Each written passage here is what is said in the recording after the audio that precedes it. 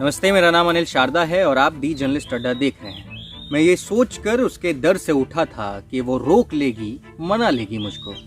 कैफी आजमी ने ये गज़ल लिखी है, मोहम्मद रफ़ी ने गाई तो मोहब्बत के बारे में है, मगर ये नौकरियों पर भी लागू हो जाती है। व्यक्तिगत अनुभव और पढ़े हुए के आधार पर हम ये मानते हैं कि नौकरी छोड़ने और नौकरी छूट जाने में ज़मीन आसमान का अंतर होता है।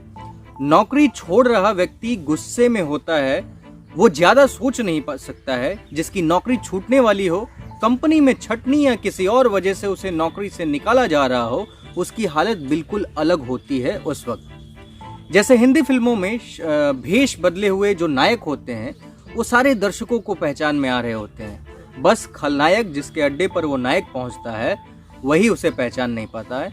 कुछ वैसा ही होता है उस दफ्तर फैक्ट्री में काम कर रहे गरीब मजदूरों को। जितने भी लोग हैं उन सभी को, उन्हें पता ही नहीं होता है कि आखिर उनके साथ क्या हो रहा है, उन्हें क्यों निकाला जा रहा है। बस उसी को समझ में नहीं आ रहा होता है। वो सभी से रोज जैसा ही बातचीत का प्रयास करता है और लोग कन्नी काट रहे होते हैं। जब निकाले जाने का आदेश मिल जाता है तो भी उसे लगता है कि शायद ऊपर वाले जो लोग हैं उनके द्वारा नाम भेजने में कोई गलती हो गई होगी। वो अच्छा कर्मचारी है, ईमानदारी से काम करता है, उसे भला क्यों निकाला जाएगा। नौकरी जा चुकी है, ये उसे पूरी तरह तब समझ में आता है जब वो आखिरकार दरवाजे से बाहर हो जाता है। अगले महीने के खर्चे, बच्चों की फीस, पत्नी की कोई फरमाइश और ऐसी ही दर्जनों चीजों के लिए उसके पास पैसे नहीं होते हैं। ये उसे फौरन समझ में उस वक्त नहीं आता है। सबसे पहले चीज होती है पद के साथ जुड़ी प्रतिष्ठा।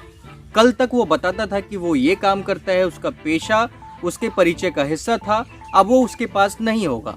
सबसे पहले ये कचोटना शुरू करता है। पहचान वालों से मुंह छुपाकर चुपके से निकल जाना चाहता है। लोगों को उसकी तरफ देखने की फुर्सत नहीं, लेकिन उसे लगता है कि सब पीठ पीछे उसकी तरफ इशारा कर रहे होंगे।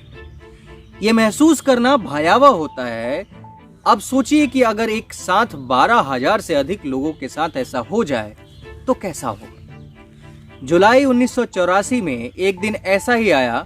बिहार के रोहतास जिले में स्थित रोहतास ग्रुप ऑफ इंडस्ट्रीज बंद हो गई थी। इस समूह के अलग अलग हिस्सों में कई चीजों का उत्पादन होता था, जिसमें पेपर, चीनी, सीमेंट, एस्बेस्टस, वनस्पति और दूसरी चीजें भी शामिल थी। इस इंडस्ट्रीज की स्थापना रामकृष्ण दालमिया ने की थी जब 1933 में उन्होंने एक चीनी मिल से काम शुरू किया था। उनके काम में उनके भाई जयदयाल डालमिया और दामाद साहू शांति प्रसाद जैन उनकी मदद करते थे। उनके बाद उनके दामाद साहू शांति प्रसाद जैन ने कारोबार संभाला। उनके दौर में कंपनी बड़ी होने लगी। डालमिया नगर नाम से पूरा शहर 1940 से 1970 के दशकों में उठकर खड़ा हो गया। जमशेदपुर के बाद ये सबसे बड़ा औद्योगिक शहर था। चीनी के अलावा अब यहाँ पेपर, सीमेंट, रसायनों, वनस्पति जैसी चीजों का उत्पादन भी शुरू हो गया था। डालमिया नगर की फैक्ट्री में काम करने वालों के लिए इस शहर में क्लब, अस्पताल, स्कूल, बाजार, बाग बगीचे, रिहायशी मकान जैसी सारी सुविधाएं थी। एक दौर में रोहतास इंडस्ट्रीज के पास अपना खुद का एयरफील्ड और चार्टर्ड प्लेन यानी कि हवाई जहाज भी हुआ करते थे। देश भर के सबसे दक्ष पेशेवर कभी यहाँ काम करने के लिए आया करते थे। 70 के दशक के अंत में इस इलाके में अपराधियों ने सर उठाना शुरू कर दिया। डकैतियां और अपहरण आम बात हो गई। धीरे धीरे प्रबंधन के कर्मचारियों ने दूसरी जगहों पर काम ढूंढना शुरू कर दिया। कंपनी ने ऐसा झटका कोई पहली बार नहीं झेला था। ऐसा बिल्कुल भी नहीं था जब 1968 में डालमिया नगर का चीनी मिल बंद हुआ था। तब भी कई लोगों का काम जाता रहा। उस वक्त डालमिया नगर में दूसरी कंपनियों में उन्हें काम दे दिया गया था और कई खास दिक्कत नहीं हुई। इस बार जब समस्या शुरू होती है तो अच्छे प्रबंधक पहले ही जा चुके थे। यूनियन बाजों के लिए ये अपनी राजनीति चमकाने का सुनहरा मौका था। उनकी कृपा से समस्या सुलझने के बदले और बिगड़ती गई और आखिर एक दिन कंपनी में काम करने वाले सुरक्षा गार्डों के अलावा सबके लिए कंपनी पर ताला लटक गया। फैक्ट्री बंद हो गई। डालमिया नगर इंडस्ट्रीज डिस्प्यूट्स एक्ट 1947 के अंतर्गत बंद हुआ था क्योंकि वो बिजली का बकाया 5.18 करोड़ का बिल चुकाने में असमर्थ थे। राज्य सरकार का कहना था कि इस एक्ट की धारा 25C में हुए संशोधन के तहत बिना उनकी पूर्व अनुमति के फैक्ट्रियों को बंद नहीं किया जा सकता। तीसरा पक्ष मजदूर यूनियन का था, जिनका कहना था कि खींचतान में जो मजदूरों की तनख्वाह यानी कि 89 लाख रुपए बकाया है वो तो चुकाया जाना चाहिए। इस सब को लेकर लंबी मुकदमेबाजी हुई और मामला सर्वोच्च न्यायालय तक पहुंच गया। कंपनी का कहना था कि जो तैयार माल उनके पास है, कुछ बची हुई मशीनें और कुछ कबाड़ बेचकर करीब 92 लाख आएंगे, उनसे ये तनख्वाह के पैसे चुका दिए जाए। इसमें भी लंबी खींचातान चली और आखिरकार तैयार माल वगैरह को बेचने की इजाजत मिली।